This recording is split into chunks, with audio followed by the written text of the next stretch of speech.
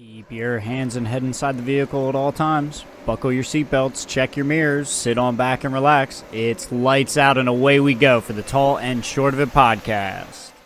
Hello, everyone, and welcome to another episode of the Tall and Short of It podcast, coming to you live from the sand dunes. I'm your host, Justin. I'm Aaron. Welcome back, everyone. We've got a little bit of CSGO talk today, plenty of League of Legends, plenty of Formula One. But Justin, it's good to see you for another week. How's it going, man? Yeah, good to see you too. It's going pretty well, I would say. Happy to be back. Got a lot to talk about this week. We're hit back on a little bit of like you said, some IM Katowice talk here right after the Rose Thorn and Seed. But Aaron, why don't you start us off here? Tell me about your week in your Rose Thorn and Seed for us. Sounds good. So I'll start with my Thorn. It's an annoyance, but today when I got home, Colleen texted me actually a little bit before I got home, but on our side street by our building where we mainly park, they just put up no parking, no stopping anytime signs, and it basically eliminated probably 10 parking spaces from our street. And I do to some extent understand that the street is used pretty frequently by cars going through and all, but it's not a throughway. It's just a random road that just so happens to connect a couple of busier roads, kind of not even directly. You still have to take another street, but it gets tight when people are in and out in the morning and everything, but that's just the way it is. If you, in my opinion, if you don't like it, just drive a different way, because there's no parking in this area. There's very minimal street parking. The building has a garage that only holds a certain number of cars. They're building a brand new apartment building 2 blocks down from us that has probably another, 30 apartments in it. And it's where are we going to be able to park? Where are we supposed to park our cars? It's going to be ridiculous, and so that is just going to be frustrating. I am legitimately considering writing a letter to the board of our township or just to, I don't know if it goes straight to Philadelphia City Council, or I have to figure it out, but it's what are we supposed to do? You right. Just say no parking here when there's barely any parking, and but yet you're allowing these buildings to be built. If you're gonna section off these areas to be for housing and things like that, especially apartment buildings, and then say, oh yeah, but you can't park anywhere nearby your building, what's going on here? What's the deal? So yeah, that is pretty frustrating, especially if there isn't good plans to get them parking on the location that they're developing. Yeah, that'd be super difficult. Yeah, it's poor city planning, in my opinion, to allow for that, and including there are houses that are right next to our building, and all of their parking spots in front of their houses are eliminated now too. So it's right. They would be grumpy with us. I accidentally parked in one of their spaces one day, or in front of someone's house instead of next to my building, and got a note on my car about this parking is for blah blah blah blah blah, houses, this section, park elsewhere, basically. I was Brutal. all right. And well, I just did because I was I was annoyed, but I'm this is not a battle that I feel like fighting. But now that they've eliminated all the spaces, I'm just where am I supposed to go? It's going to be a pain in the ass, and I just don't enjoy dealing with struggling to find parking. Yeah, especially when you've been there first kind of thing, and it'll be a difficulty that has come into the area. Yeah, and it's just because people use this side street as a normal pass through instead of going to the main roads. Like, that is now becoming my problem on a daily basis because they're inconvenienced for having to wait 30 extra seconds to go through because it's too tight to fit cars going both ways. So you wait 30 seconds to let someone come through. Now all of a sudden 30 seconds of your day becomes who knows how long of my day trying to find parking when I get home from work. Like, so definitely frustrating. I have a feeling it is going to be more frustrating over a long period of time of dealing with it. But that just kind of peeved me a little today. Sure. But my rose actually is from earlier today. At work, we had a property inspection with some of the ownership of the company and all. They had never really been out to our property, and we're supposed to be kind of the, like, I don't know, the creme de la creme of the company in terms of the buildings being like these really nice buildings, having some of these different things like my job where I'm renting like corporate apartments. They don't really do that at the other locations or anything like that. So they came, did the inspection, were very impressed, very happy, and for the one guy, for it to actually be his first time coming to the property and to like have him leave going, well, I may never come back here, but it looks really nice. Like that, I was like, that's a win. Yeah, for sure. Especially after we've kind of been stressing and getting things organized and in order for this over the past couple weeks to like make sure that it just looks ship shape and all. So it was felt good for that work to have like paid off, for things to go well, and to now get to be left alone for an indefinite period of time to just keep doing our thing. Yeah, with the trust that, you know, you'll just be keeping it ship shape and not, you know, not dirty. Yeah, just keeping it like keeping things up to date, keeping things clean, like full apartments, happy people, all that good stuff. So full apartments and happy people. That's funny. Hey, that's my goal, because I don't think people think about it in this way when it comes to like apartment complexes and all. A lot of people are like, oh, they don't care because they get to like deal with this during the day, but then they get to go home to their comfy house or apartment or whatever, and if I have a problem, then they get to leave it behind. And it's like, well, in actuality, I want all of my residents to be happy, because that means a lot less work for me. If people are happy, not complaining, doing what they're supposed to be doing, like being good neighbor, a good like being responsible for their stuff and everything, then I don't have issues. I had a resident come in today that was like, did anyone happen to stop in and let you guys know that they hit a car because my car got fucked up? And I'm like, no. I'm like, I can keep an eye out, see if I see anything that looks like weird on any other cars or whatever.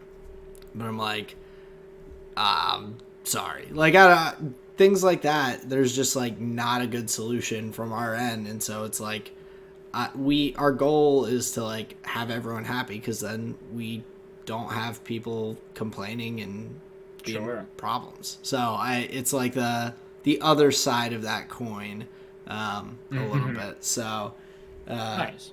So yeah, full apartments, happy people. But for my seed this week, though, I am, and we'll of course get to talk plenty about it today, but I am just itching for Formula One to be back.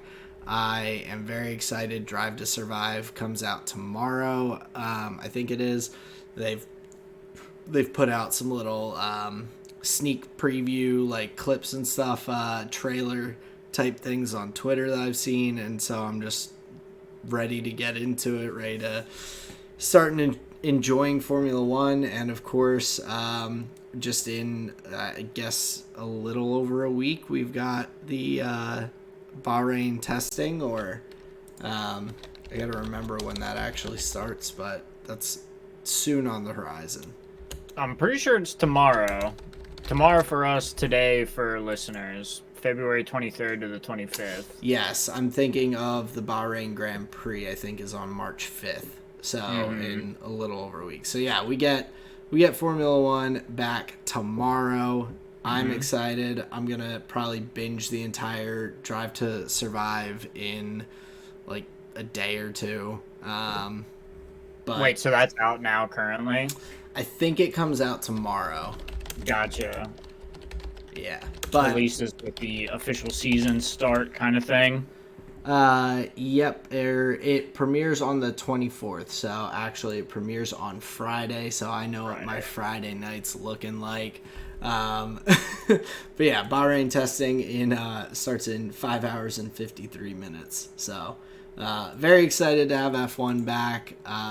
2 a.m. to 6 a.m. Yep. Hour time. Whoa, matey. Yeah, I'm not staying up for it. But no. but yeah, that's my seed. I'm just ready for the season. I'm pumped. But that's my Rose, Thorn, and seed for this week. Heck yeah, man! That's a pretty good one. I look forward to hearing about the inspector in an indefinite amount of time as well. I hope we never have to worry about that again, and they just keep letting us do what we do. But sure, I guess there has to be a little bit of general oversight. So, well, I'll tell you one place that would win inspections in my heart at least. So my rose here for the week just this weekend in general. I was trying to get games together of Commander. Was not able to find any interested parties. So on Sunday, reached out to John, one of the members of the Commander 9 group, asked him if he wanted to go attend the casual Commander Sundays that they do at the local shop. And so we packed up our cards and headed over there for an afternoon of games. And it was actually a surprisingly refreshing change of pace. It was a lot of fun. We met a new friend. His name was Eric. We got a couple of 3-player games in, just talked about cards, talked about like some stand-up comedy and stuff. And it was just like an in general really good time. I hope to see him again. And I think I'll look forward to attending some other casual Commander days there, because it was a really good time. And it definitely, curbed the Commander hunger, at least for a day. Do they do that weekly, bi-weekly? It seemed like they have a couple of days, sometimes like 2 days throughout the week dedicated to play. The thing that I was looking at, it was an event calendar, and it had a good amount of casual Commander days listed like on the weekend. So I think if you want to get games, they're available, because when we went in, it was like an hour and a half after it started. Good size room, bunch of games going on. So I think if you want games on a Saturday and Sunday, they are there, which is really exciting. Able to pick up some singles, look in the case, look at all the shiny cardboard. It's super fun. That's what they do it for. It gets people in the shop, man. Good business. I spent $10. I was like, oh yeah, give me one of those. Oh, sweet, you have one of those. Got a booster pack, so it's all good fun.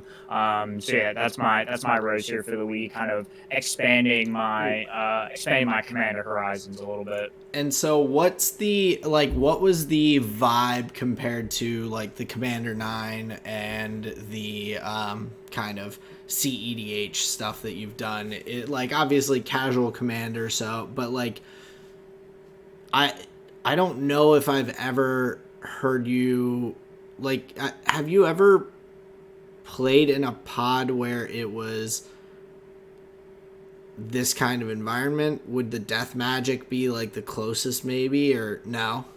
Well, yes, in the sense that like I don't know them, but they're organized pods, and we all are going in understanding like we're trying to kill each other as fast as possible. Okay, so you are going into this like this is like playing your cards as best you like, trying to win, not well, that's with Death Magic. With Death Magic. Okay, gotcha. at the card shop Casual Commander, it seemed like there was a varying level of like player knowledge and also like deck strength. I heard a couple of people talking about like, oh yeah, they're never happy with me when I pull out this deck. Like, oh no, it's like not that, it's like a pretty mean list and like blah blah blah. And then I heard a couple of people like down the other end of the table like asking about some like more basic rules questions and interaction stuff. So may have been like one of the first times they're playing, or maybe the first time that they were playing. There was a couple people that seemed like, you know, pretty well versed in it. So I think there was I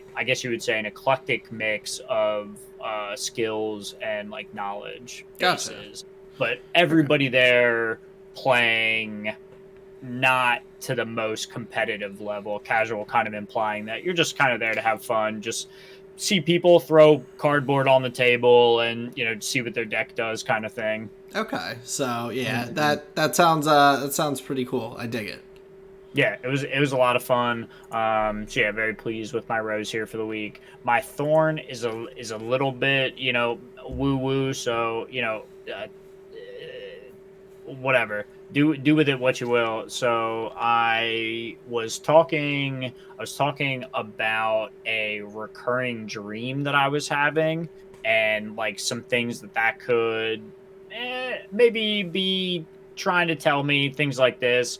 And after a little bit of digging, after a little bit of talking through it, I think I came to like a pretty good understanding and a pretty good solution. So it was just fun to Hmm. take a problem that was purely like in my brain and just using traditional, just like talk it out therapy, get some insight, you know, ask some good questions and be able to kind of work through it and understand it better and come out on the other side. And then the next time you experience the thing, it's changed. It like is fully mutated to where it's a like a toy puppy version of the thing that was Mm. previously like a daunting thing when it came up. So more of a thorn solved, but an interesting one. That is, I I don't know. Dreams are weird, man. I like don't particularly think that I have ever or if any time, just very rarely had a dream that was a like caused by some issue that I was having. Like occasionally in my dreams random things will pop up Mm-hmm. periodically that have been like things I've done in the past or experiences I've dealt with or whatever else. Um, but I don't think I've ever had anything that's like nagging at me like in my dreams consistently. Um, I'm not sure I would use the word consistent, okay. but it's popped up infrequently enough Yeah. that it seemed worthwhile bringing up, Just kind of thing. it's happened enough times that you're just like, ah, maybe Yeah. something's there. I mean, I'm not like, I wasn't like waking up in the cold sweats, you know, Okay. like a long black train chasing me through the forest. Like it's not that kind of thing, but it was Yeah. just an interesting thing to take a look at. And Okay. then my seed here for the week is a little more on the little more on the concrete side of things. So if you remember a couple weeks back, I was talking about the Shitoku revival project. I was very excited about Assetto Corsa, get my wheel out, and like getting back into racing games. And it took me a little while. I was kind of worried about the install. It seemed like a little bit of a complicated process, Hmm. but when I finally had gone back to it, we find that it is probably the most fun I've had in racing games, just probably bar none. The map and the cars are just like super fun to use. I did a couple of practice rounds where you just like driving on the empty streets, getting a feel for it. And then you can hop on like to the actual multiplayer servers where other people are on. Dude, and I cannot tell you how much fun it was to literally just like leave the little parking area, follow behind somebody, And just by virtue of you guys doing the same thing, like, you're not going too fast, you're not trying to like burn by anybody, but me and like whoever you're driving with, you just like get into this like little groove following each other, just driving along the highways. Dude, I put so much time into it this weekend. Like I literally had my wheel set up like all weekend because I just kept on hopping on and just like, fuck it, I'm gonna drive. I would put on a pod and just hop on, do a couple races, but just like really getting into it. And it was just super fun to just like hang out with other like nameless, faceless like car people that are all just like just like driving along the highway. Like it was kind of sick. Nice. So a seed planted previously, I was finally able to like take full advantage of my time and like really be able to enjoy it, not just like clamor my wheel out, try and play for like an hour or whatever, but like really be able to enjoy it. So yeah, that's my rose thorn seed here for the week. Very cool, man. I like to hear Yes, it. sir. Yeah. So, moving right along into the episode. So, we had talked about the CSGO IEM Katowice finals and all last week and some of the play there, but I was able to go back and watch it this week and kind of take some notes and everything. But for one, just something that stood out, I was honestly very impressed with both teams in terms of the quality. Like, I think looking at it and seeing G2 wins 3-1 doesn't seem like it was a super close series, but throughout the tournament, Heroic also played like very, very well. In game one, they were hitting a ton of shots, especially with their oppers. They were getting like a pretty decent lead.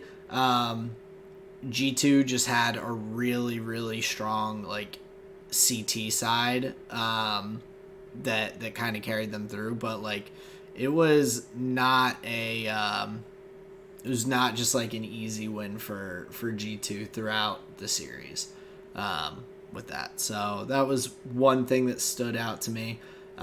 Another big one, I realized in game two, I was like looking at the score lines for G2's team, and I was like, this Hooksy guy is like playing like garbage. Like he is like 5-15 or something. I'm like, I was like, I think I know what's going on, but I gotta look this up. And so I pulled up his like player profile and was like, oh, okay.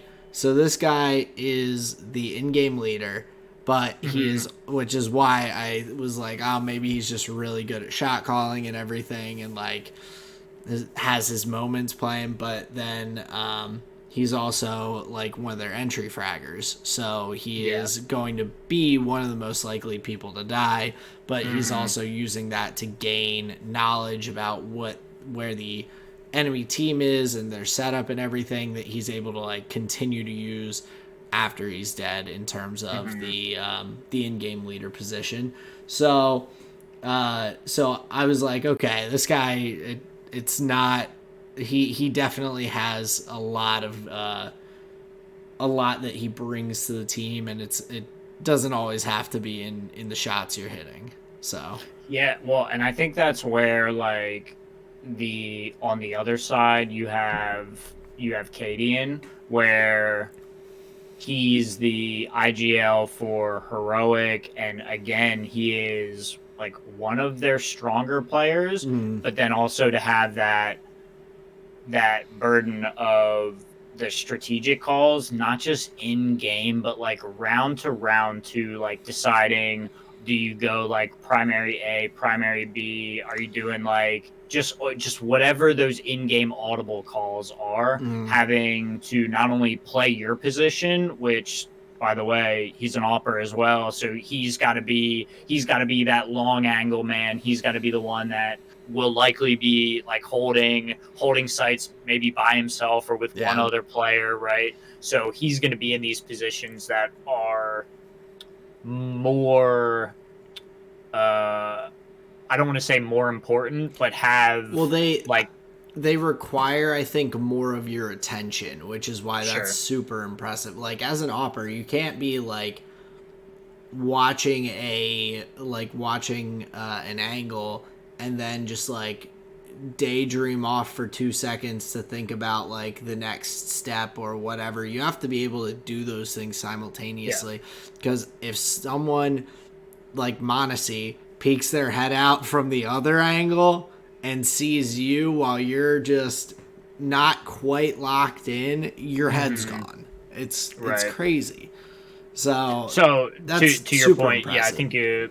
I think you got to give these guys maybe a little bit understanding, maybe a little benefit of the doubt, where they have a pretty large role to do in game. Yeah, that's a huge role to take on, especially like you were saying in a game like CS:GO, where round to round you're kind of coming up with new plays and audibling as it goes on. But really, just watching this through, I haven't watched CS:GO in a little bit, and haven't really watched much Valorant lately, and just getting to see how good these guys are and all at like it was unbelievable. And watching the some of the shots that they were taking, like game 2 in particular, there were a couple of points where G2 and Heroic are both like just shooting into smoke. Like someone threw a smoke down and they still know exactly where that angle is, where someone is going to be popping out. And it's not like a wide open area that they're just spraying and hoping to hit someone. They're like, nope, this is exactly where. And just the amount of time and like practice that has to take, that's years of time and practice. And it blows my mind every time I see that, because I'm just like, I was just recognizing how much these guys have put into being at this level here. It's just crazy. And that what you're talking about, it's like the embodiment of the like, oh, I know it better than the back of my hand. It is like, oh, you can turn the lights out, and those guys know the map so well that like you were saying, they know where that angle is, they know where they'd be hiding. And I saw a video of on Twitter, this is like sidely related, but of F1, I think it was Checo doing a like race sim blindfolded, and like he was like pretty on with it initially, but just like off enough that he couldn't do it. But then all he needed was like a person kind of telling him where the braking zone was starting and all, and he was able to just like cruise through like blindfolded on a racing sim, because of how well they have memorized like the turns and the like all of it. And so yeah, it's just like muscle memory to an extreme. It's crazy. Yeah, and there's the element in Formula 1 too, where it's rhythmic as well. Like you can just start hitting the same beats, and then you're part of like the flow state is doing some of the work in that scenario, I'd imagine. I wonder what is going through those drivers' heads while they're like lapping, especially if they're just like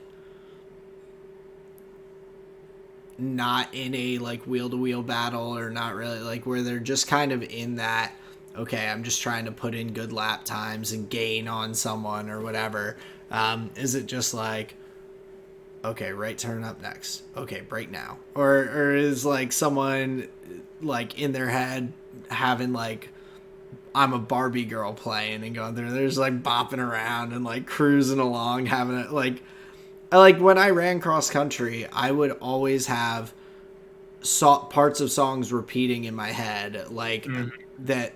And usually I would try and listen to something catchy that was at a good beats per minute pace to keep like, because I would like run to the beat of the music to some extent. So it's like I would have that going. So I'm just kind of curious if any of these drivers are just like kind of like jamming out in their brains, singing songs to themselves, or like what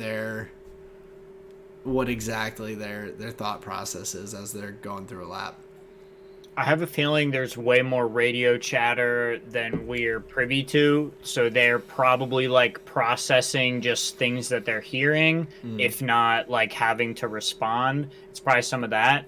And then this is just a guess from my own personal experience, although this could be just because my own personal experience is very elementary, but they may be counting in the corners, the downshifts, where like I know what gear the turn wants to be.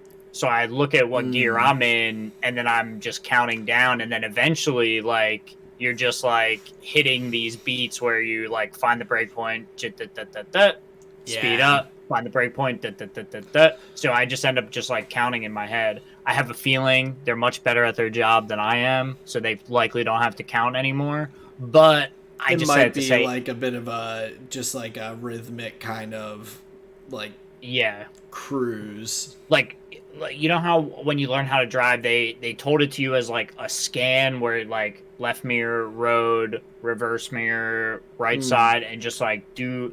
They've likely got some kind of like check process that they probably don't have many thoughts going on at all. A lot of it is probably automatic, like system. You know what I'm saying? Yeah, no, that makes sense. So that's probably a bit closer to reality.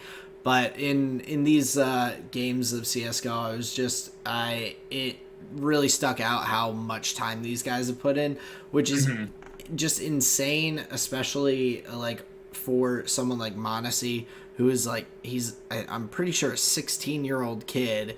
He has just been thrust onto the world stage in the past year and a half and is going and performing really well. And it kind of, I think with all the hype around him, it kind of surprised me as I was watching that his like kill death was not great in a couple of the games.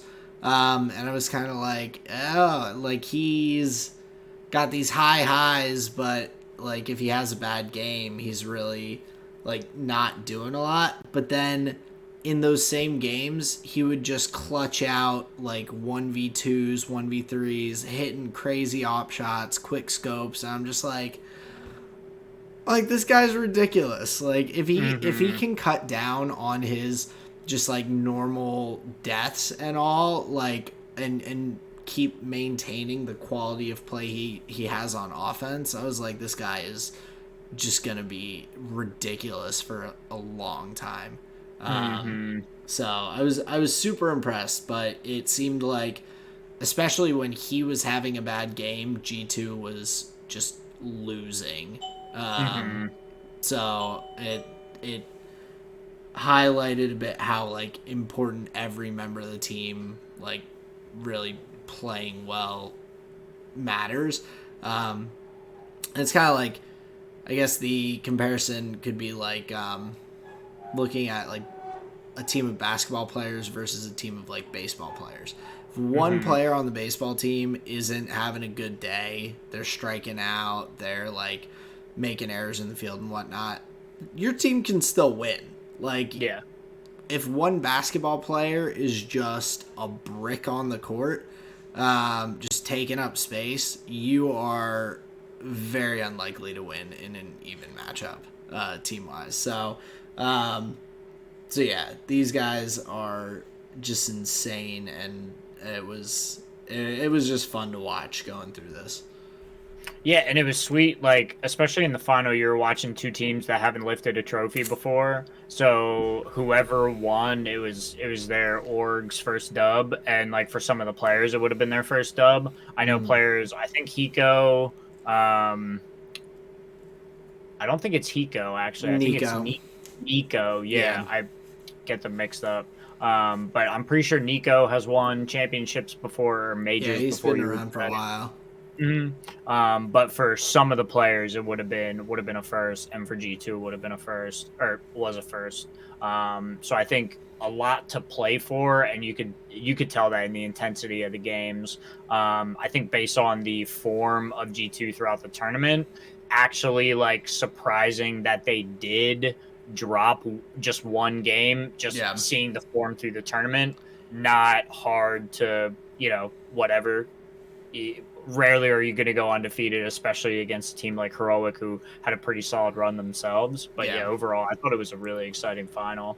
Definitely, and it's fun to check out some other esports and all too. It's nice to mix that in and take the time. So definitely enjoyed watching that, and I'm probably going to keep an eye out for some more CS:GO, Valorant stuff coming because Valorant's another one that I really enjoy watching, but I just have to like make the time to do it. Sure. I think it's a problem of like majors for it too. Like I was looking at the upcoming schedule, and right now they're just doing like the qualifiers and lock-in stuff Yeah, for like the upcoming major. yeah. So I think we're still a little far out, but yeah, CS:GO I think is one of, yeah, it's the uncut gem, or I shouldn't say that. It's a gem that I wish I had been watching for longer. Yeah, I definitely think I would have enjoyed it and really, really gotten into it a bit more back when I had a ton of time that I was just spending playing video games, watching video games, and all. Um, Hmm. so life has changed, and I don't know if I'll be able to dive as deep as I could have at one point into it, but definitely enjoying getting to watch that when there's the opportunity. So, Oh, for sure. but moving along into some quick hitters in the motorsport world. So Roman Grosjean, his car from the accident at, I guess that was it wasn't at Abu Dhabi. Either way, the accident where his car burst into flames is on display in an F1 exhibition in Madrid, and these pictures are wild. I'll send them to you here, but it's just kind of crazy, like thinking about that and having watched that race happen live, to just be able to look at this car and be like, man, and that guy, he came out with some burnt hands. Like that's really incredible. I just am highly impressed by the car's like safety features and the fact that a car can look like that and the guy is off driving IndyCar now. Like that's just that's pretty cool. Yeah, I'm happy to have come into the sport when the safety standard so high. Oh, absolutely. It's like Hmm. it's it's huge. It makes it a lot more fun to watch and experience because you do like have a precedent of like it is exciting and really intense and crazy. These guys are flat, but that if someone's car gets flipped upside down and they go skidding across the ground and tumbling and up into the guard netting, like that he's gonna be walking away 10 minutes later. Like that's crazy. And if anything, like very exciting. I don't think something that you should like take for granted, but it is a fun element knowing that like, like these yeah, guys these guys can, are safe within normal limits. yeah, and they can, well, and they can push the limits and all too to find, like, I think it's cool to be able to see these guys looking for the peak of this like motorsport and all. Hmm. And to be able to be safe doing it when Hmm. they're pushing those boundaries, because like you were saying, previous times in this sport and in plenty of other sports, the safety like is not there, and has Right. had some people unfortunately go due to it. So definitely nice nice to have that involved in like a really crazy depiction of like the danger of the sport, but also like the safety of it in a way. Mm-hmm. Yeah. But these are like harrowing photos. There's something funny about like the only reaction you can have without saying anything is just liking something like this. The idea that people are like, "Oh, dude, I love a burnout car." Like that to me is really funny, and people are just saying like, "Oh, I respectfully see this," and like that's wild, and like, I'm happy Romain Grosjean is alive. It's just funny how simple that is, kind of. Well, it's just funny. Like, I like burnout car. It's funny because I didn't even like the tweet. I just bookmarked it when I saw it. Because, like, I was like, yeah, I don't know. I had kind of the same thought process. I'm like, I don't like it, but it's interesting. Mm-hmm. True gentleman right there. But then moving along, so I had talked a little bit about the Alpine driver program and everything that they have gotten going over the past few years. And Jack Doohan in Formula 2 is going to be their reserve driver. Great. So he was an Alpine Academy driver last year in F2 and finished 6th in the F2 championship. But he's going to be participating as their reserve driver, and so another young talent that's kind of in the wings as a potential future driver. So cool to kind of follow these guys and see a little bit of I guess it opens like my eyes to some of the people who are in the scene who aren't just the 20 guys on the grid. But then it was announced this week that Max Verstappen is going to have a 6-year partnership with Heineken for their 0.0 non-alcoholic beer and the When You Drive, Never Drink campaign. So I think Daniel Ricciardo was the primary face of that for the past couple of years. So a Dutch company bringing Max on as the spokesperson for this campaign and all is pretty cool. And I think that we can maybe expect 6 more years or so of Max Verstappen, because obviously I do think that he is planning to retire earlier than some of the drivers that we've seen of late, like Raikkonen, Vettel, Alonso, Hamilton. So that is a pretty cool thing.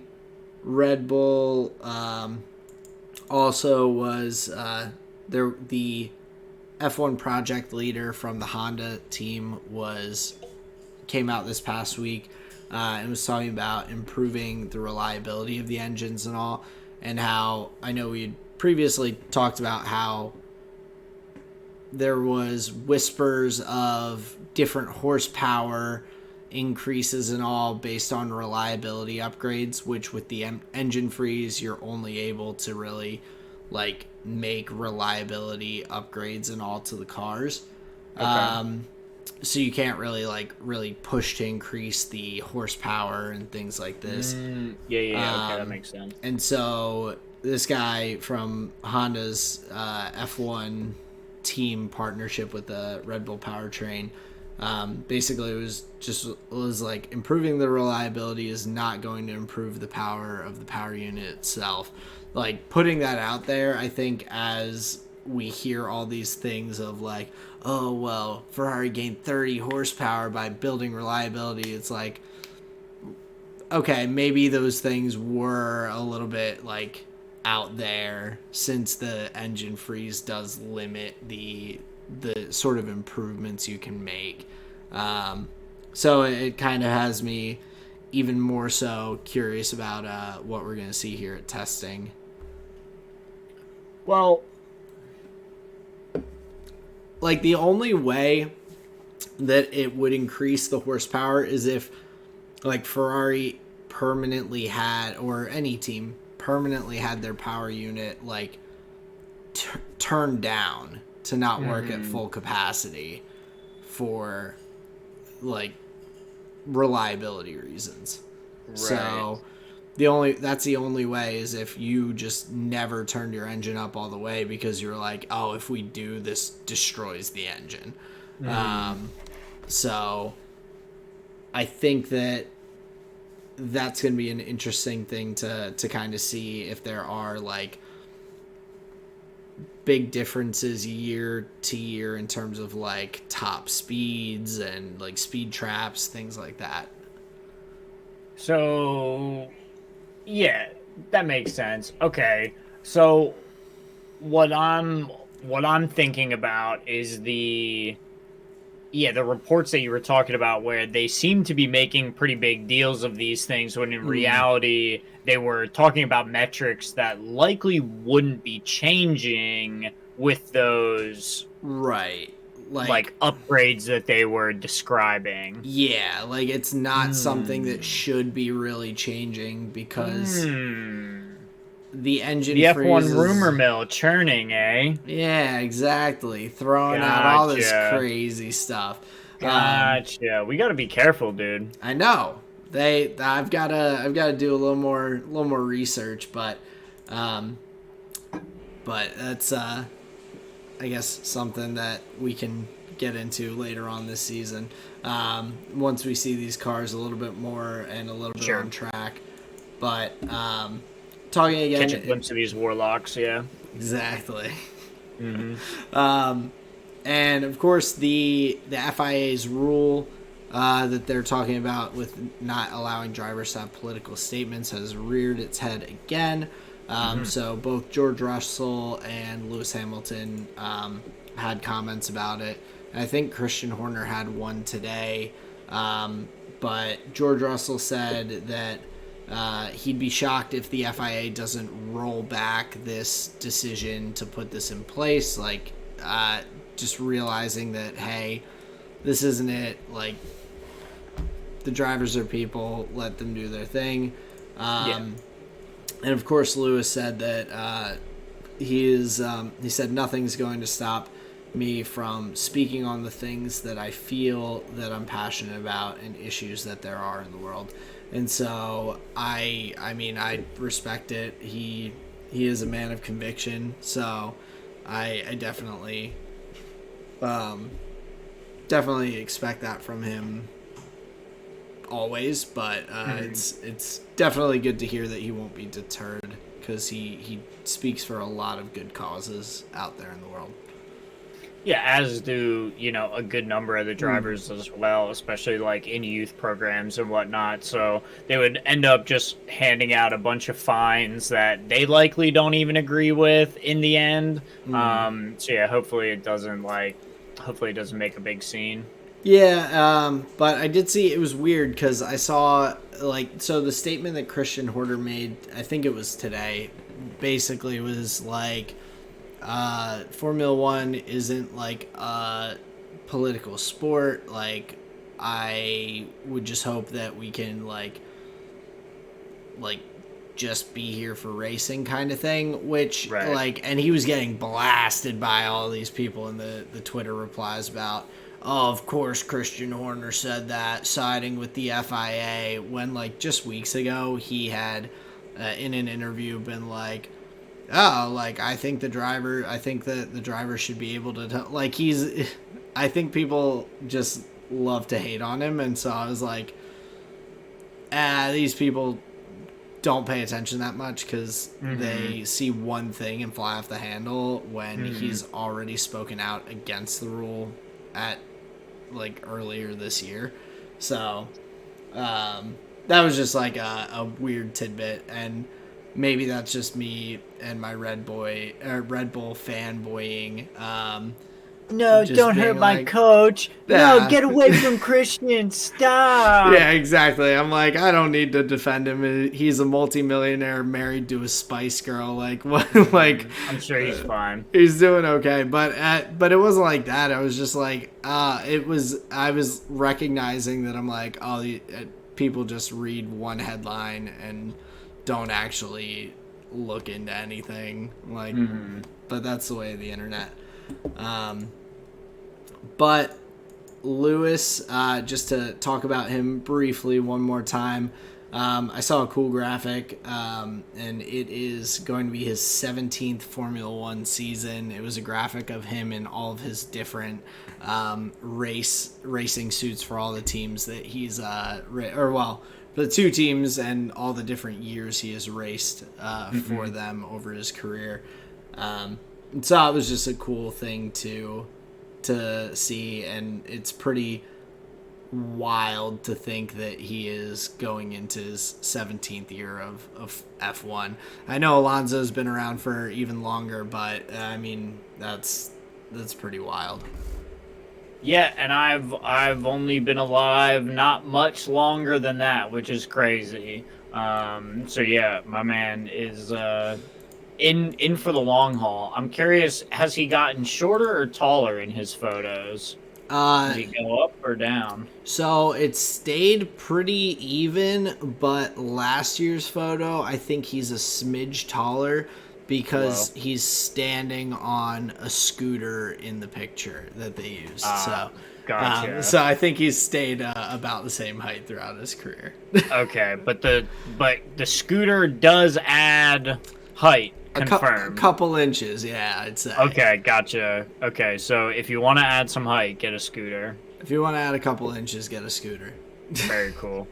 And then my final note, which is kind of a bummer of a note, but Lance Stroll is going to miss the preseason testing this week due to a training accident. He got into a bicycle accident over this past week, and so he is out for preseason testing, but they're going to be monitoring daily for whether or not he'll be able to come back and drive in the first race of the year and at the Bahrain GP. So it's possible that Felipe Drugovich, the F2 champion from last year, may end up having the option to sub into the Bahrain GP and get his first F1 experience. That's great. But at the very least, we should expect him to be in the car this weekend for testing. So sure. So there for testing, but not for the GP. So Lance won't be participating in testing. You're saying Drugovich? Drugovich. Sorry. I would assume that they'll have him doing some driving. I know that I wouldn't be shocked if they give Fernando like the majority of the time, but I would expect that they're going to give Felipe a little bit of time in the car just in case he would have to race at Bahrain if Lance isn't healthy and back to be ready to go. So gotcha.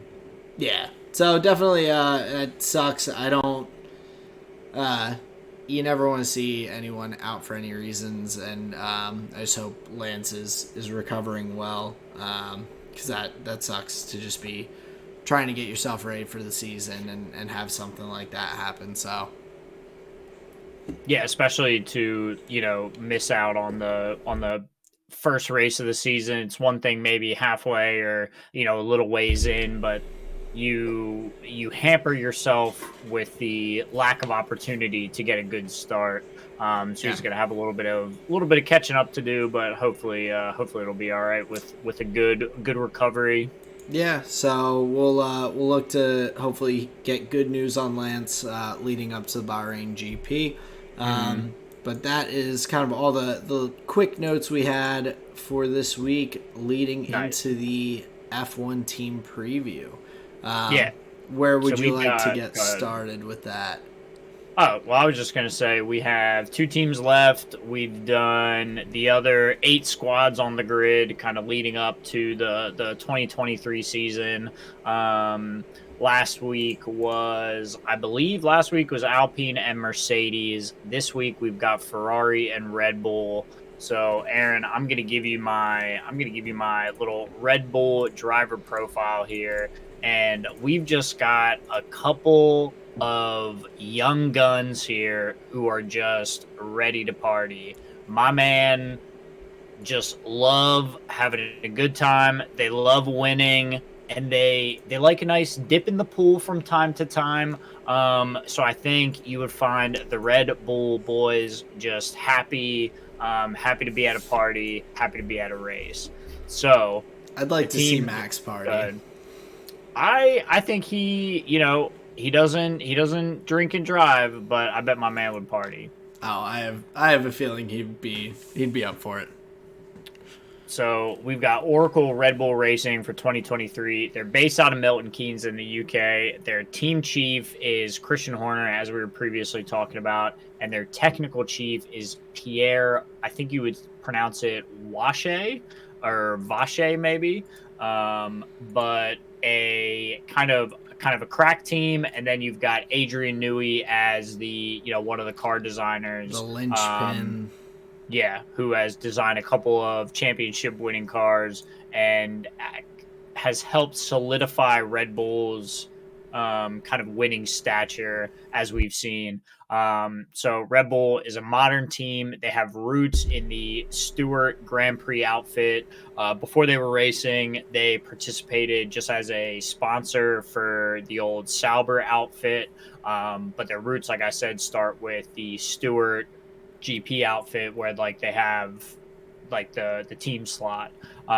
So their winning years mostly were with Sebastian Vettel. I believe starting in 2010 is when he won his first championship with them, and then a couple of years after he strung a couple of them together back to back with Red Bull, I believe that was.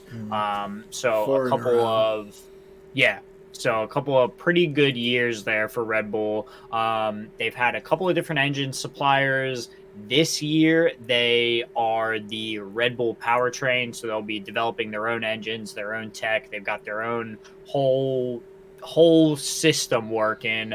So no longer the issues with Renault, no longer the issues with Honda, deciding like are they in or are they out, these kind of things. But looking ahead, so that's where Red Bull comes from. I just want to mention the kind of their accolades, which when going back and reading them were like pretty fucking impressive. So constructors championships in 10, 11, 12, 13, and then again in 2022, drivers championships in 10, 11, 12, 13, 21, 22. 92 race victories, 234 podiums. So these teams of some of the outfits that we've talked about on the grid recently, these guys have an insane pedigree of winning compared to some of these other outfits. Looking ahead to next year, going into 2023. So Max coming off back-to-back driver championship dubs. So he is just like, the one to beat. He's driving insane. His car has been, I would say, far above and away better than the competition in the Ferrari and the Red Bull. Where they were met with similar reliability issues, they just ended up soaring towards the end of the year and not really even being touched with that kind of stuff. So a driver at the top of his game, team at the top of their like development game, where the car worked insanely well in 22. I struggle to not see that continuing going into next year. And then, in my opinion, the X factor for Red Bull, like we have been very favorable to Sergio Perez, but I truly believe he's like the X factor for the team, where he's able to push through some other what would you say? He's able to push through adversity on the track and come through like in big ways for Red Bull. We've seen him win races now with Red Bull. We've seen him put up like some insane defensive drives for Max and Red Bull in these like very tight positions where they would have a lot to lose. He's able to show up on those days and just be a brick wall for some of the enemy teams to get through. So going into next year, I think the team could look to focus on just shoring up that already great teamwork that they have between Max, the pit wall, and Sergio, where it seems like they have good systems, good understanding of what the goals are, and just putting those systems in place and moving forward. So to be fair, I think we just have a lot of winning to look forward to with Red Bull, and I don't see a lot of weaknesses, and the only place that it is, and I think that is in who should we be focusing on element where Sergio's good enough to win races and he wants the team to treat him like that. So I think if there's some kind of understanding in that way, I think Red Bull is just going to be just insane and just really tough to beat. Yeah, I would agree. I think Checo is a huge key, especially in the constructors fight, because we've obviously seen a big disparity previously with a lot of Red Bulls kind of first and second drivers, and I think if I remember correctly, we said this last year, but with the team, we were kind of hoping that they would give both drivers the opportunity to like be the lead in the drivers championship and all. But I think it's something that Charles Leclerc said earlier last year, and how he hoped with the team decision making with Ferrari that they would improve upon, like, at some point in the season kind of making a decision and being like, okay, this is the driver who has the best shot at this point to do XYZ, so we need to give them the favorable strategies and all. Like I do, and not to say that like with Red Bull that Checo couldn't be that guy. It's hard to imagine against Max, who's an extremely talented driver as well. But Checo being as competitive as he is, a solid veteran in the sport, he's a great second guy to have. Like, I would say, it like kind of reminds me to some extent of like Lewis and Valtteri. Mm-hmm. Like it's that kind of driver pairing. Yeah, I would tend to agree. So I think they're going to be pretty tough to contend with going into next year. Just yeah, defending champs, but I think they have the team systems to like stay ahead, and if not ahead, be able to put up some pretty good competitive battles at least. But I'm looking forward to hear your take on Ferrari looking ahead to next year. Yeah, absolutely. So, talking about the Scuderia Ferrari team, they're obviously one of the oldest teams in Formula One. They've been around since 1929, and they have won. They're the most successful team in terms of drivers' championships. They have 15 drivers' championships. Going back from the 1950s, a couple in the 60s, few in the 70s. The 2000s were good to them, but overall, just a just historical team. When people think about Formula One racing, when they think about race cars, they think Ferrari red. That is just the image and what Ferrari as an organization kind of portray of themselves. Coming out of Maranello, Italy, they are a very, very, like, it seems like very strong roots in their Italian heritage as an organization. They are beloved. They are the team of Italy. And the fans, the tifosi, are as good as they come in any sport in terms of their fandom. So overall, a just very historic and well-known team from the Ferrari side. They are also the only team currently in Formula One that was involved in the first Constructors Championship back in 1950. So the only one still around, so that speaks for itself in terms of the team. But looking at their drivers, they have two just very, very talented drivers coming along with this team. You have Charles Leclerc, who has been driving at his peak, at as good as anyone in Formula One. He has consistently performed in particular last year with the just extremely impressive qualifying performances, especially that seated him at pole position something like 9 times throughout the season.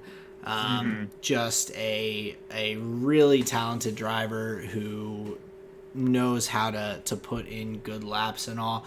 And if you give him the car that can do that consistently and win races, he has just as good a shot as anyone at this drivers' championship, and of course potentially leading Ferrari to back to the constructors' championship for the first time since back in the 2000s.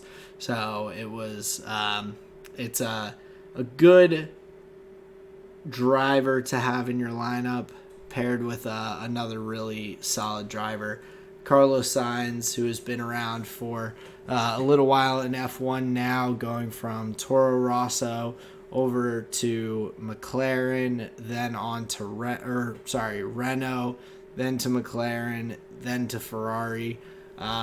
He's been in Formula One for about I'll have to double check, but I believe it's 7 years now. So he has had a really impressive career in driving so far. He has been first through a number of karting championships, and if not first, runner-up all his way up through. He was able to go ahead and get his first win last year that went along with 10 podiums, 3 pole positions, 2 fastest laps. So nothing to, even though it took him a while to get that first win, nothing to turn your nose at, and just a really good, impressive driver out here in the field next to Charles Leclerc for the Ferrari squad. Yeah, and everything we've heard of is once you get your first dub, it just gets easier to do afterwards, and you kind of, well, especially what I've heard from some of the old heads is that there's like a confidence that comes with it, and with that confidence, like an ease about you now, where you're not hunting for it now. Yeah, it's that it's like breaking any personal record. Sure. And I guess once you get to this level, the only way to break a personal best in professional sports is to get that first win and then that first championship. And like it can, this is the step to continuing to perform successfully through the rest of his career, is breaking that first barrier.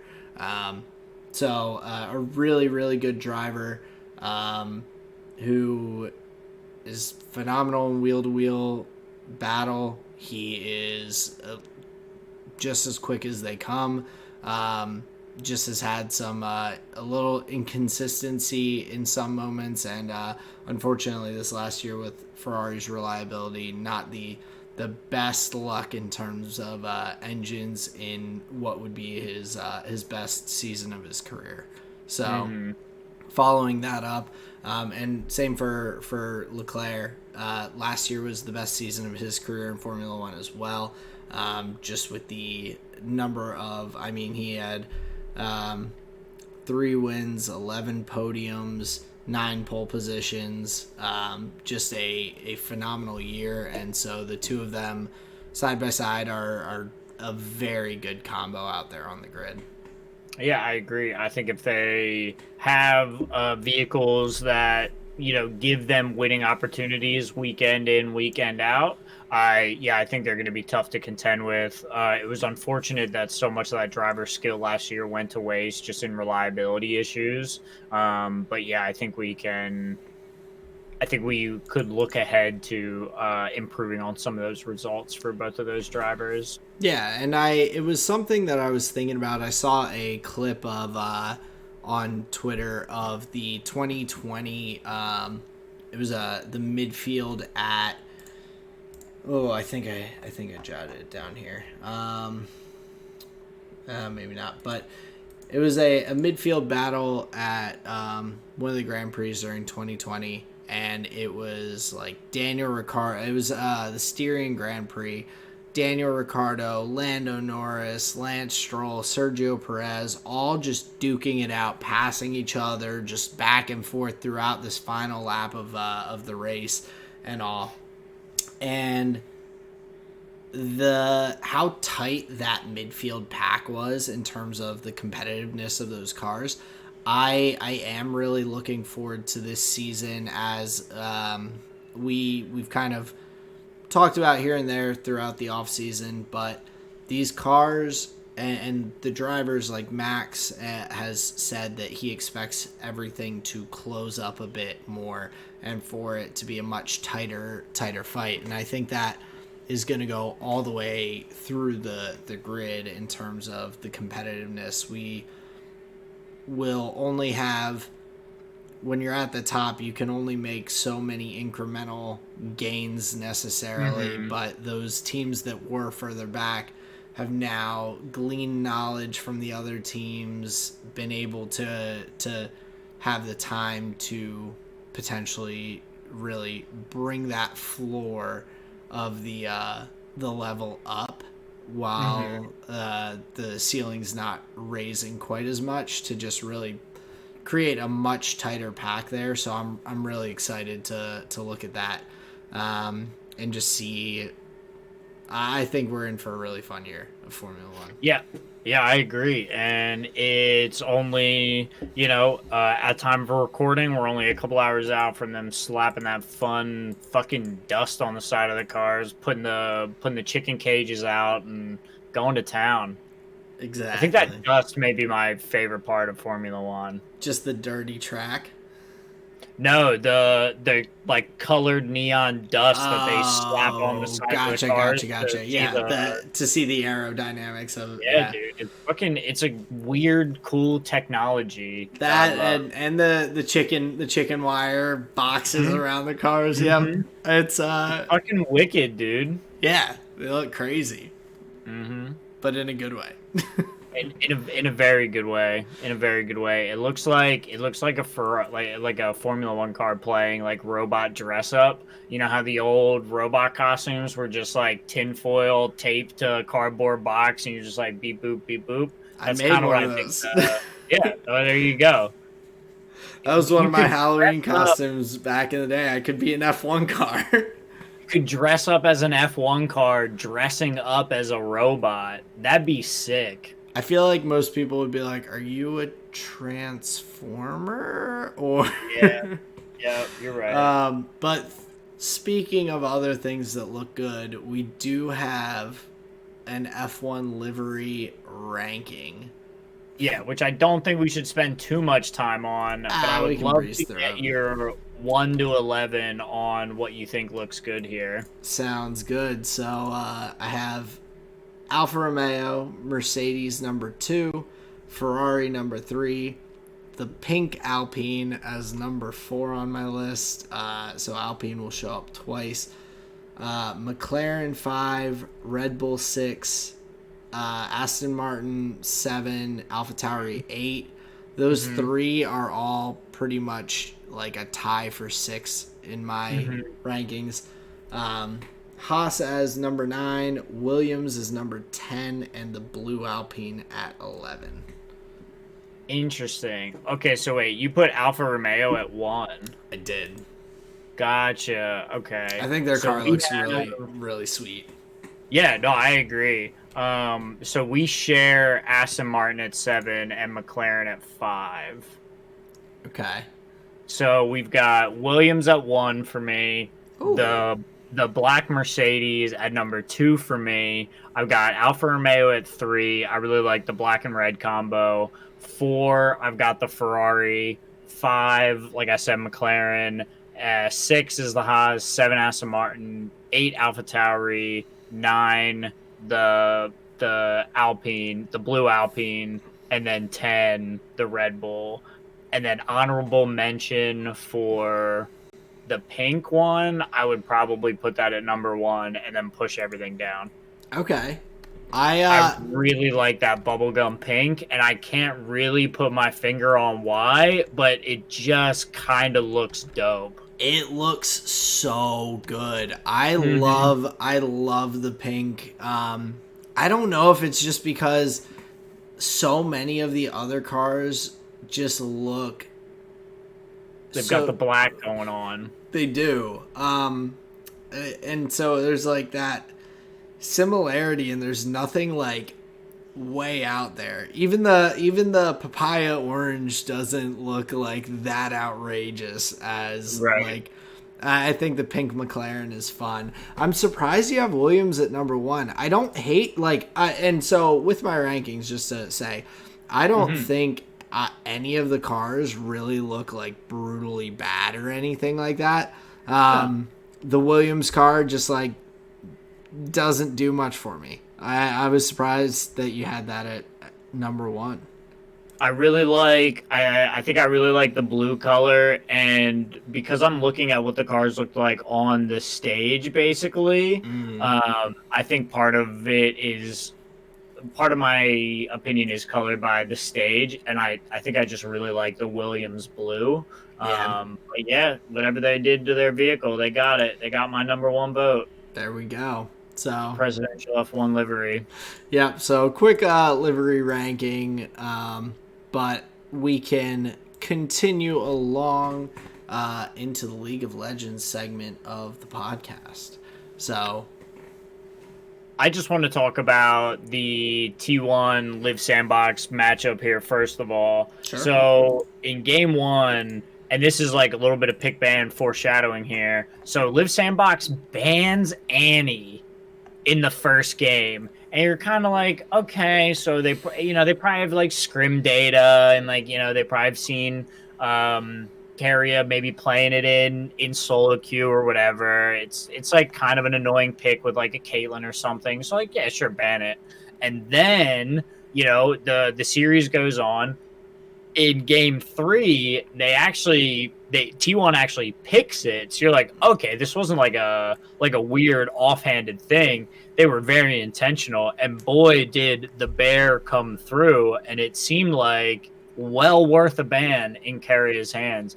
But just like from the outset, that was one thing that like stood out to me, and then I was happy to see it, basically like like a gun in the first act of a movie. If you see it in the first act, somebody better be dead in the third act is all I'm saying. And, they were able to pick the Annie. Well, and the Annie since that like end of week 5 has become almost a pick ban since then. So in the previous series between the Kwangdong Freaks and Gen G, it was picked 1 game, banned 1 game.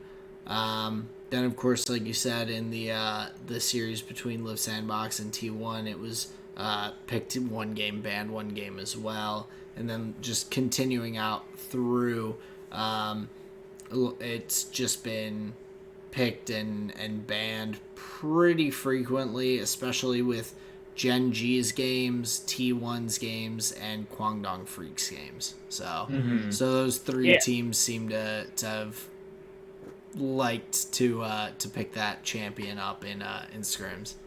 I mean, the team fight damage is pretty outrageous. The auto attack range in lane definitely matters. So yeah, just thought that was an interesting pick.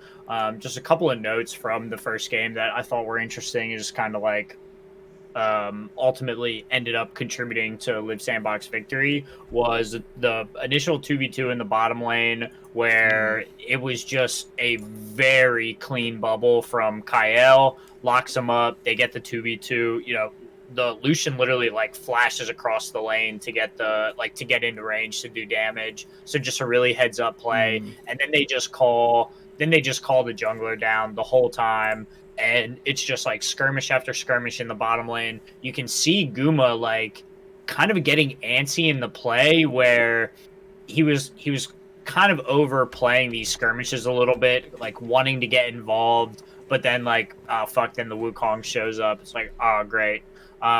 So I think the bottom lane kind of got kicked in a little bit, unfortunately. And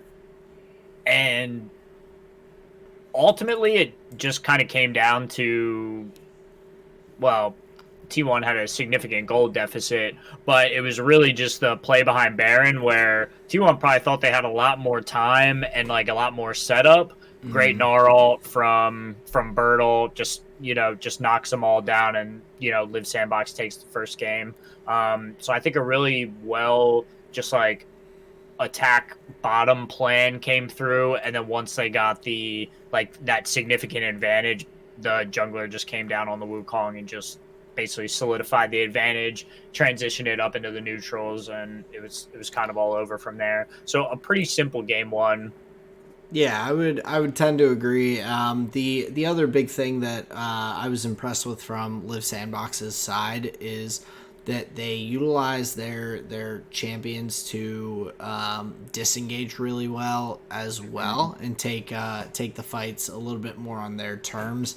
They really did use Willer on the Wukong a number of times to ult, and then kind of get out with his invisibility and everything, to be able to disengage fights and then re-engage shortly after, whether it was with Nami ultimates or Akali just isolating someone out and killing them. But that was impressive, because once they were able to take that step back in a number of those fights, they were able to re-engage and just burst people out with just the massive damage that their comp has.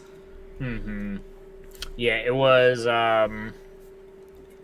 pretty brutal, the amount of damage that was coming through, and especially from closer. Got I think it was 2 kills on Faker, solidifying that gold advantage for the champ, who like already has an advantage outside of lane in that matchup. So yeah, closer was just able to take advantage there and be a big damage threat. But then moving into game 2, we see the pick ban change up a little bit, with like 2 basically like poke comps being drafted, and then having, on at least the side of T1, just like a really tanky front line. I feel like part of that ended up being kind of the deciding factor, is the meat wall of Sion and Sejuani just not being able to get tickled by the patch weakened Heimerdinger with the what is it, the poke, the lethality Varus. So yeah, just a pretty tough spot there for Live Sandbox to be in. It felt like they were just lacking damage, and the Corki was just insane. I feel like the magic damage that he was putting out, especially with the Valkyrie, was just like kind of wild. Yeah, and I think the biggest thing for me from this, just from the draft, I like T1's draft a lot more, just because, for one, Sion's not going to lose lane super hard, really, to anyone, or he shouldn't. Right. And Zeus is not someone who is going to lose lane super hard. And with the rest of the team comp, really, the range advantage that they have on T1's side is ridiculous for consistent damage output. I mean, yeah, you have Varus, you have Jace, you have Azir, Varus, his massive damage range is on one ability. He's really not able to, outside of poking and trying to get that damage out, he's not putting out consistent DPS. Same thing with Jace. Jace, you get your huge shock blast from downtown, but then you have to be in the fight. You can't really be hitting from too far out. Azir's the only one who has consistent damage from range and all. And then the Heimerdinger, like, you do have to get somewhat close at least to, and you only have your rockets as your like long range damage ability. So the fact that you have a Caitlyn who is able to hit from super far away just with the auto attacks, Faker on the Quirky, who has, I believe it's like 7 different rounds of his ultimate that he can just keep putting out at these long range and save up for the team fights. And the Lux, who has 3 long range abilities that are able to really isolate people out. I, from the get-go, was like, oh, they have like a huge advantage, especially later in the game, just in terms of the range that they have from these champions. Yeah, and then like even all things being equal, I think eventually the tank line from T1, not only would the carries end up out damaging, outranging, but I think the meat wall lines up pretty well against what Liv Sandbox was doing in game 2 as well. The start of game 3 where we see T1 get their Tibbers pick in the pick ban, like I was saying, kind of indicative of what Liv Sandbox may have been afraid of. But again, not a bad draft there from Liv Sandbox, picking up the Elise in the jungle, taking the Azir Akali matchup, Ezreal Karma, like nothing out of the ordinary. I think they have great team fight as well with the Gnar. But to be fair, in the game, really just like not able to get anything going, to be fair, even if their game plan was strong in the pick ban. What do you think? No, I agree with you there. I think the thing from T1's side is they just were winning their individual fights kind of across the map, or being able to last until they were getting support. Early on, Liv Sandbox was going to try and kill Zeus in the top lane. He like counter-striked, then he flashed, then he hopped away, and they were still chasing him just as I think it was Owner and Faker come in and just are there after Liv Sandbox has used so many abilities trying to kill this Jax to just clean things up. So they overchase, get killed, and then T1, like, honestly just put on a clinic in terms of their control of this game. I felt like they played phenomenally with the macro play. They knew that they liked their team comp, especially once they got a little bit of a lead for team fights. They knew what their game plan was going in, especially with that Annie pick, being able to put out the Tibbers with the stun and a ton of damage. They really utilized that super well, and forced Liv Sandbox into fights that they didn't want to take by pressuring Baron multiple different times and then just peeling off to take fights, looking to start fights around dragons. They really built their lead pretty quickly, and then Liv Sandbox was just kind of making desperation plays from there to try and salvage the game. But very clean play from T1 in that last game.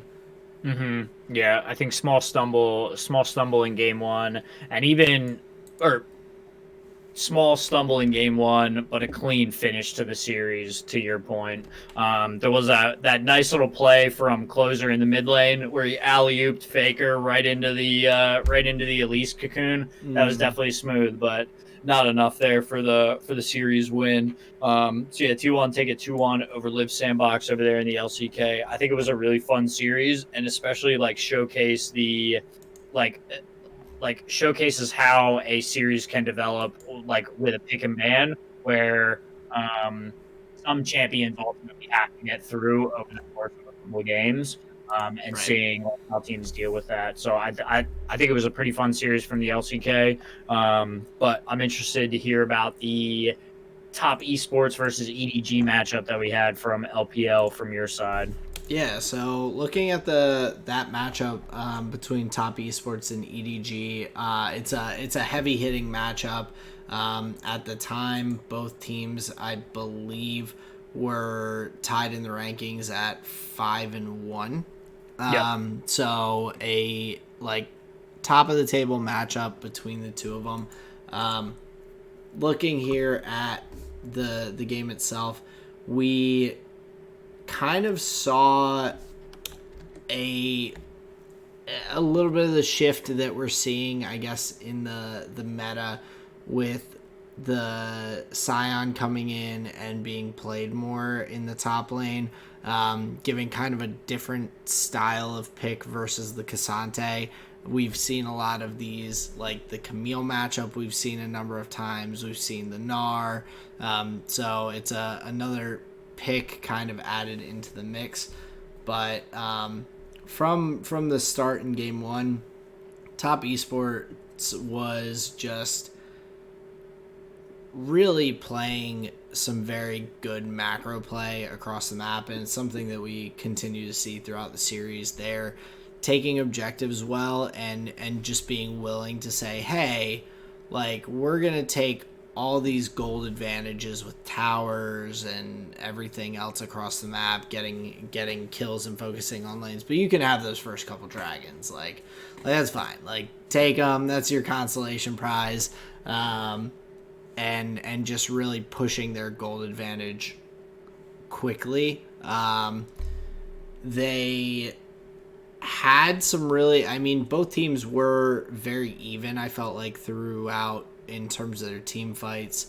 And all, they both played to their team comps very well and had some very good back and forth. EDG just kind of was able to extend team fights in game one, but not really win them. So they were able to like really push them out, but in the end, Top Esports just was able to kind of come out on top there, and they really utilized the kind of pick ability of the Varus and the Sejuani to keep those leads. And at a point, I think it's, I'm gonna butcher this, Ching Tian on the Cassante in the top lane was just a giant meat shield, being able to just run through and not be concerned at all about whether or not he was going to get killed, because he was just like, nope, I'm just going to run in and my team's going to kill you before I can be. So And just being so much disruption. Rookie goes 8-1-8. Like, so he generated a lot of those kills like later in the game. disgusting though. Like, Dude, but he was Xing people out at a certain point, and it was just kind of over. There was a point where EDG like had a good amount of wave clear in the game, and like Fofo kept on pushing out. I was like, oh man, like they may have like some actual like wave manipulation here, like could actually save them. I mean, the game goes to like 42 minutes. Right. It looked like it was probably going to be over a little sooner. But yeah, then you just have that one good ult from Tian in the mid lane where like EDG, they couldn't be standing there really. Yeah. But I mean, they're threatening the Baron. They've been cut out of vision, so they kind of had to be there. Kind of a rock and a hard place there in game one. But EDG is able to clap back there in game two. Yeah, well, and just in terms of, and this carries into game two, but Fofo's Azir play was just super impressive. He looks very good on the champion. His ultimates on the champion were game changing in a number of instances. I was Like deep Shurima shuffles. Really, really impressed with that, and like utilizing it to get picks, putting himself into what would not typically be the ideal position for a mage mid laner and getting kills out of it. I did note that it seemed like between the first two games, like the blue side was controlling those dragons early. But on top esports side, they were also kind of had a strong early game in the bot lane. We're able to get that lead starting out, catching out Mako, and really pushing advantages across the map. They were able to kind of get a lead in every lane early on. But EDG, like I had said in game one, the team fights were just so close. Top Esports was able to kind of, like we had talked about in the LCK series, use the Wukong to disengage and then re-engage. But it just ended up kind of coming down to, because it was so tight, some of these later objective fights like the Baron. Mm-hmm. Well, unfortunately, I think for Top Esports' team comp, like for those fights around the Baron, they just didn't have the range that was necessary. Like they're all just trying to run at them effectively. When you have JJ's like Maokai plant wall, you have Fofo's Azir wall, you have Sivir, Sivir and Yumi just like running backwards constantly. Like that's a lot to move forward into. Yeah. So it seemed like the strong early game was not able to like turn over that engine enough to where they were able to like bring it on home, because eventually the movement speed and the mobility was just I think too much for EDG, where they were just able to like kite back every fight and re-engage on their own terms. Definitely. I think that's why Top Esports kind of went for that Baron in game two, where they kind of looked at it and were like, okay, this is we're still too close when we had the earlier game team comp. We got to try and take this, and EDG caught wind of it, was able to push them off the Baron, and then kind of snowball from there till the end. But into game three, we see the Cassante versus Camille matchup, like I had talked about, a little more of a standard matchup there. Fofo with his third game on Azir, just ready to break that out. But Top Esports had different plans. EDG was able to kind of get a good early start by outplaying that bot lane dive. But from there, it just was a little bit downhill, even with the lead early on for Leave and Mako. Jackie Love and Mark were still able to just outplay the 2v2 and get kills in the bottom lane. I think that is just partially like the Varus and the Nautilus. If you are hitting your Nautilus hooks and everything, it gets dangerous pretty quick. But they really were able to kind of focus on getting that lead back in the bot lane, and utilizing that around the map. EDG did try to stay in the game by looking for some picks and things like that with Sejuani and the Nami, but it just was a little too little, a little too late. Yeah, and unfortunately, I feel like Ale's Camille was just never in the right position at the right time. Like, she was in a side lane without teleport when they were, like, poshing around Barons. She was, like, pushing top lane when she should have been at the dragon fight without a teleport. So it seemed like Ale was kind of leaving his team out to dry a little bit, and, like, mistiming like the next big objective with his teleport, or like having to burn it and then them having, you know, like an off timing, and then top is able to capitalize. So yeah, I think a little bit of that game was up to Ale's like mismanagement of the teleport summoner spell. Yeah, and I think that, I mean, that's a great point. I think that if he had been able to be a little more of a part of some of these team fights, it would definitely look better. But I do also think that Top Esports had a bit of a lead, and so trying to split push and kind of get some of these turrets while no one is matching you in lane and everything to try and get some team gold. Like I like the idea, but I think they were just a little too far behind and could have utilized him better in those team fights as opposed to just sending him off and into the wild to split push. So Yeah, a little spread thin in that scenario, but yeah, Top Esports able to take a pretty then convincing sub 30-minute win there in game 3. yeah, like clean closeout. That's something that I feel like we're seeing a lot from these top of the LPL teams is that they are when they have the opportunity to close the game out, they're very decisive and very clean with it. Like it's not and not even just like, oh, we want to fight, let's push down an end. They're like, oh, we want to fight, let's push this inhibitor, let's crack the base, let's rotate around. Like, and once they have that late game lead, the teams play that out so well from that point on. So I'm really impressed with a lot of the play in the LPL here as we're getting deeper into the spring split. Yeah, it's specifically, I think the one thing that's caught my eye is like with that in mind is the Kesante pick. It feels like the players are using it like just really aggressively, really heads up, using that disruption to the benefit. So yeah, just to your point, I'm enjoying what we're seeing out of the LPL. Yeah, absolutely. But we do have a little bit of LEC to talk about as well. So we're getting into the group best of series. Dude, this drove me nuts. I couldn't. What happened, bro? I really don't get it, Dude.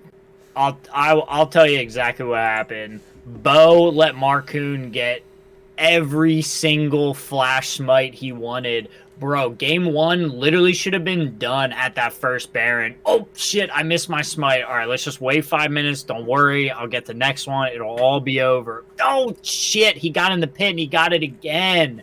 Bro, that at least should have been a 3-game series. For them to literally just hand that away over 2 missed smites, dude. Well, and Bo, not only that, but Bo had a 4-kill early game. He was 4-1 early, just like cruising around the map. Vitality had lead after lead in that game. They were putting out damage, taking objectives, great macro play. And then yeah, the Baron fights were just like brutal for him. It was terrible. And that truly was like the only way back in that SK Gaming had, and you give them 10 minutes with a Baron buff free, like you can't push on them. Yeah, you're goddamn right. They got the gold back and were able to win. Like, what the fuck happened, dude? That's insane to me. No, it makes no sense. The other thing that I really was not impressed with from Vitality's side though was the Alistar pick really didn't do it for me. Really, Kaiser's support play in both games, I don't really know what the pick was supposed to do. Like the Alistar just ended up being basically a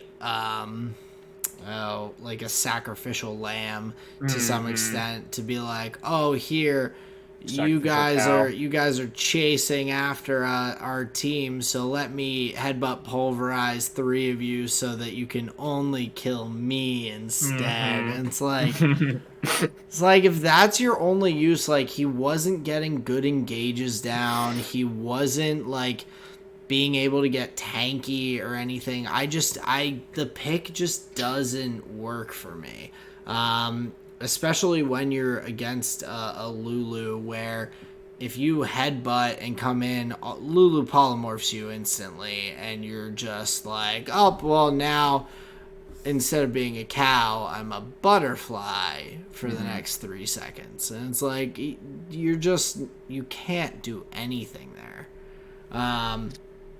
So yeah, that was disappointing, but also just brutal that Bo, after being able to like hit it, he played the early game so well. He was ganking the right lanes. He was getting the kills. He was out jungling Marcoon early, and just later in the game just couldn't hack it.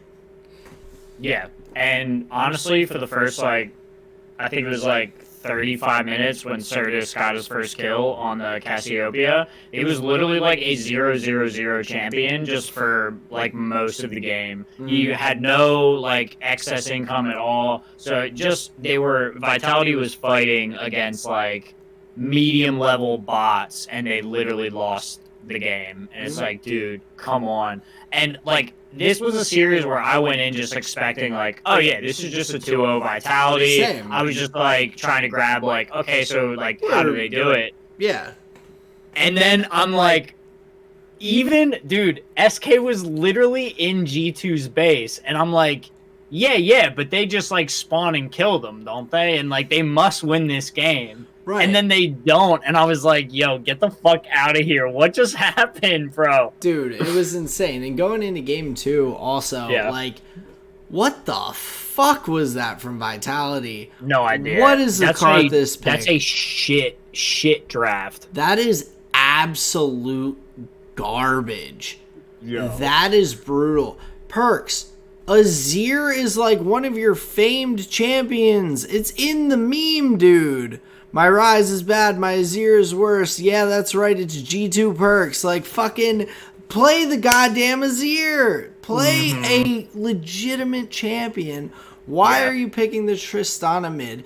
Where the fuck is Bo coming from on this Karthus? Who are you? Fucking a Zingy? Like, Jesus Christ. Like, yeah, dude. Well, and then they SK Gaming like did the right thing and just shut down that mid lane, shut down that like jungle mid, and it was just over. It's like, yo, are you fucking kidding me? They literally just like drafted it away. They're like, yeah, you can just have the game. Yeah, there's no excuse for that whatsoever. That is atrocious.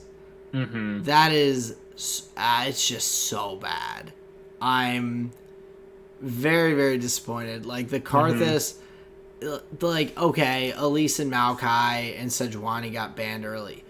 Pick the fucking Wukong. Like, take... That's what's so confusing. Yeah, go ahead. Oh, I know. It's so confusing. Like, why are you picking this? Also, Kaiser, what's the deal with the Leona? What's the deal with the Alistar? Like, oh, this is not the meta right now, my guy. Like, Lulu's open. Nami's open. There are, like, fucking the cat is open. Why are you picking Leona? It's not doing anything for you. You're with Zeri's short range and Leona being melee, you're not winning against Draven early purely off Leona solar flares. Right. It makes 0 sense for 3 of the picks for their team comp.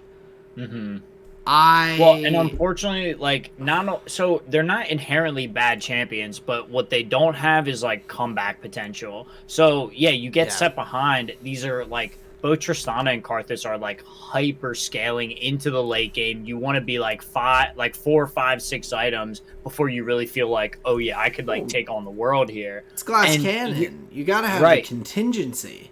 Dude, and I just don't think they built it into their team comp. They're somebody threw stones in their glass house. Seriously. And I mean, complete, like, huge shout out for SK. This is SK's first time in the top 4 in the in Europe in 8 years.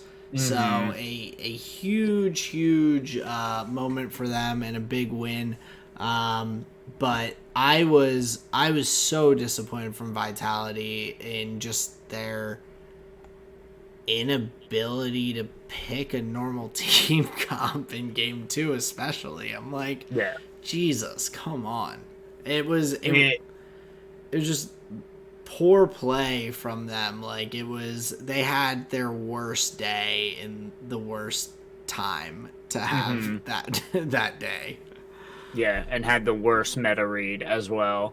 Brutal. Yeah, and when we were talking about like what games that we wanted to talk about on the pod, I was fully ready to just come on here and just get on my knees in front of Perks or just be like, I can't wait for them to be in the gobble gobble gobble, you know? And it's like, what the fuck happened, bro? Yeah, and it like, even in game one, Perks, like, he was doing some good work. He had a 1-3-1 scoreline, but he was like brawling it out in those team fights and everything, and like getting in there, doing a lot of damage. But like that game two, I am befuddled, my guy. I'm so confused.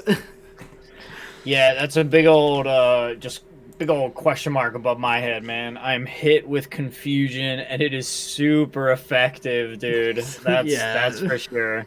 So, but yeah, overall, Go ahead. Sorry. I was gonna say Perks hurt himself in confusion there. Yes, he did. Yes, he did. He is knocked out and needs to go to the Pokemon Center stat. But yeah, just tough matchup, but there's still a bit of LEC to go. I am, like I was telling you before the podcast, disappointed in the general structure of the league. I was intrigued by the idea of a winter, spring, and summer season, but now it's silly. I don't know, just 9 best of ones, and then going, well, the top 8 out of 10 of you get to continue on into these playoffs and all, and now we play best of series. It reminds me of the many years of the LCS that I was going, why are we playing best of ones? Why are we playing best of ones?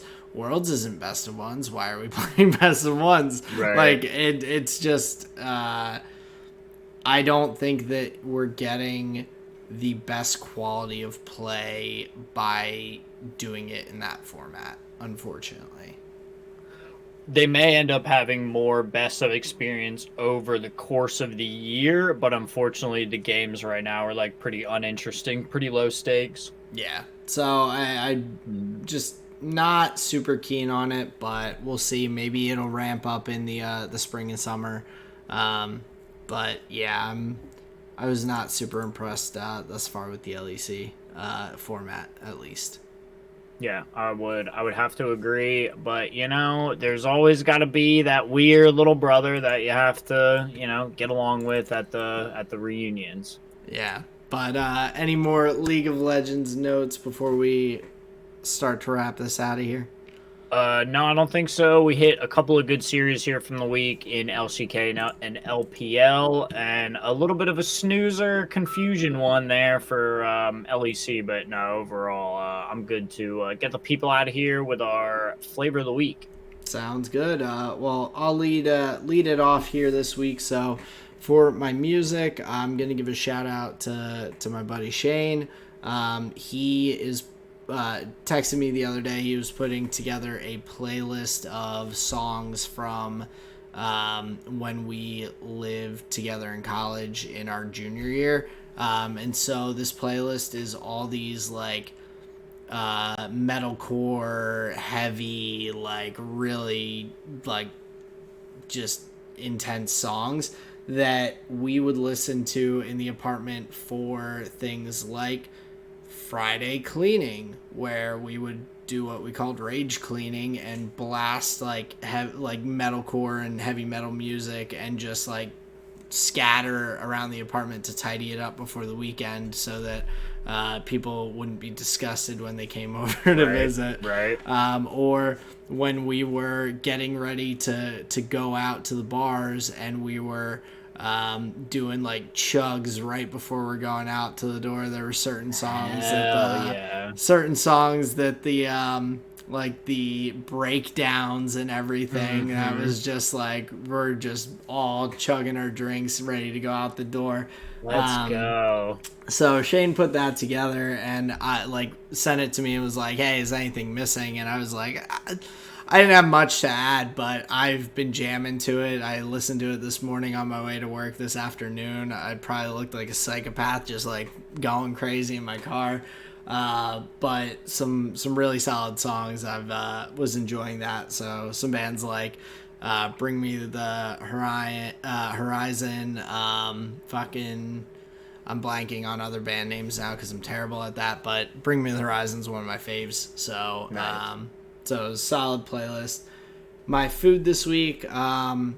On Saturday, I made some spicy chicken sandwiches for me, Colleen, and her friend Emma. So I was really happy with how they turned out. Like, Nice. did them up real well. After eating it, Emma was like, "I think you ruined Chick-fil-A for me," and I was like, "It's not that good," but like, I was happy with how that turned out. So solid for this week. And my visual medium is an anime that I just wrapped up. I had been kind of like periodically watching through a few episodes here and there, but it's called Toradora. It's a school. What would you call a schoolhouse anime or schoolyard anime? I'm just using the terms that No, were on the website, bro. I don't know. Like, I don't really look into any of it. I just like look Gotcha. I find something on like Netflix that looks interesting, and I'm like, I'll check it out. But it was like a fun watch through. Like I said, I would watch in a couple episodes here and there. But it was it had a really like heartfelt and like nice ending and all, and I'm like, that was like, it's not my usual kind of show, but I was like not disappointed when I got to the end of it. I was like, There you go. that's a solid one. So that is my flavor of the week for this week. Very cool. That's quite a tasty one there, sir. I like a lot of those picks. Awesome. Well, what have you had going on? What have you been chomping on? I saw a tweet this week. I have a feeling it might come into play.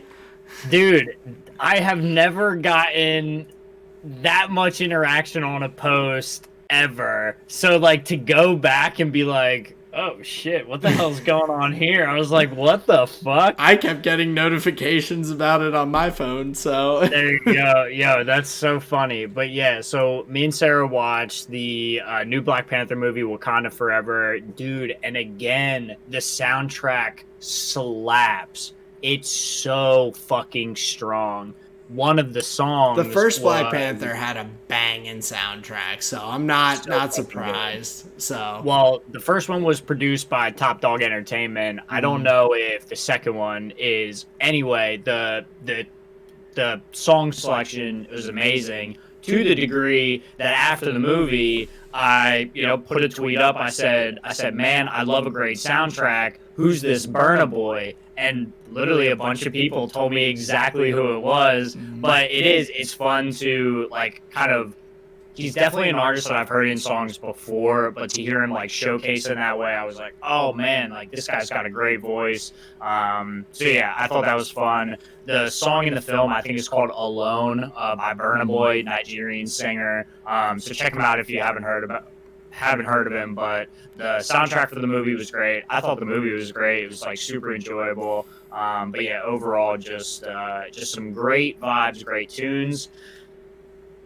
My visual medium here for the week, we were talking about Scooby-Doo, talking about like some of the old episodes, some of the old characters, and so we started like Googling, started searching. That show is way older than I thought it was. The original episodes came out in '79. oh wow, jeez. Yeah, bro, old I was as thinking it would be hell. like late '80s, early '90s, based on the animation and all. Some of the like Scooby-Doo that we know that like would have been on like when we were watching it, that was like 96 98 era. Okay. But a lot of the original episodes were 79 and 80, I'm pretty sure. So we were talking about that. We were talking about there's a movie, I'm pretty sure it's from 98. It was called the I think it was like Escape from Zombie Island, and it was this whole thing about like voodoo with the cat people and like the pirates. Yeah, I know that one. Yeah, so that's the one that we were talking about, and then we were like, oh shit, like do they have those? So we went to Hulu. We ended up watching a couple episodes, and Nice. It was so crazy, like to see that opening scene, hear the song. Yo, nostalgia straight to the main vein, dude. I was like, that is wild. And obviously, just like loving every minute of it. We were arguing like what Scooby snacks were, and I was like, they are home cooked weed brownies that Scooby feeds to him, and that Shaggy feeds to him and Scooby to give them courage when they're scared. That's what I've always taken them to be. But yeah, so that's my visual medium. We were watching some 1979 Scooby Doo, and it was a Scooby snack, let me tell you. Nice. But my food here for the week was not a Scooby snack. Could have been, but it was stack week. We got the rice, we got the Scooby chicken, we got stack. the salsa. Scooby stack week. Yes, it was. But my God, dude, I love them so much. I can't get enough, and I'm sad when they're gone. Oh no, that's a great fucking meal. I'd be sad too. I've had one with you guys before. It's a killer meal. So It's I a special time. highly approve, and a very solid of the flavor of the week for you, my friend. Yes, sir. Well, let's get these people out of here. It was a great ep. What do you got to say to them? Well, as always, we appreciate you all taking the time to listen, join us for the podcast. You can check us out on Spotify, Google Podcasts, YouTube. Hit us up on Twitter at Tall and Short of One. But as always, thank you very much for spending your time with us. Yeah, we appreciate you very much. Tell your friends. New episodes drop every Thursday. We cover all the good stuff, like you know. But just thank you so much for joining us. And we look forward to seeing you next week. This has been another episode of the Tall and Short of It podcast. Peace out, everyone. Later.